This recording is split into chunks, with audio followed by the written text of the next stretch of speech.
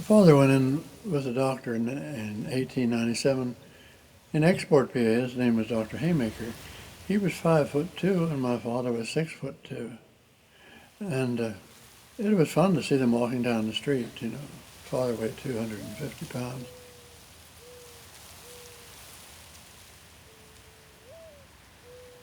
And they would go on vacation with us. And then we were in Gettysburg. You know that story. You went through Gettysburg and all these statues, General Jackson and all that. And Mother and Mrs. Haymaker went down around this big rock, which was about 30 feet high, and the general standing up on top with a sword. I think it was Andrew Jackson, or one of the Jacksons, whoever it was. And Mrs. Haymaker got the diarrhea.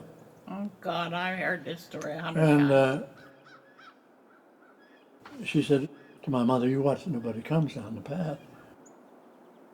Well, she's halfway finished when one of these groups, led by a man, came down around, and Mrs. Haymaker grabbed her panties and pulled them up.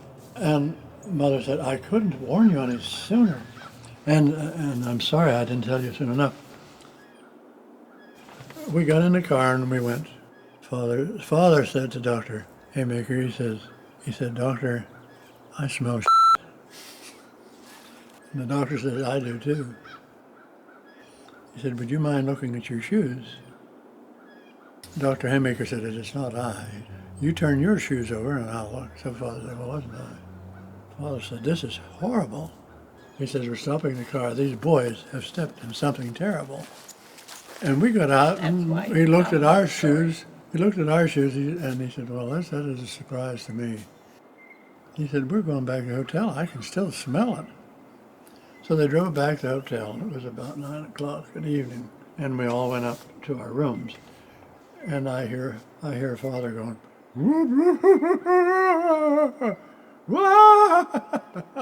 God, I thought the earth was coming to an end, you know. And I went over and rapped on the door, and I said, "What's wrong? Come in." He said, "I blamed everybody in the car except Mrs. Haymaker, and she was the one that was sitting in it."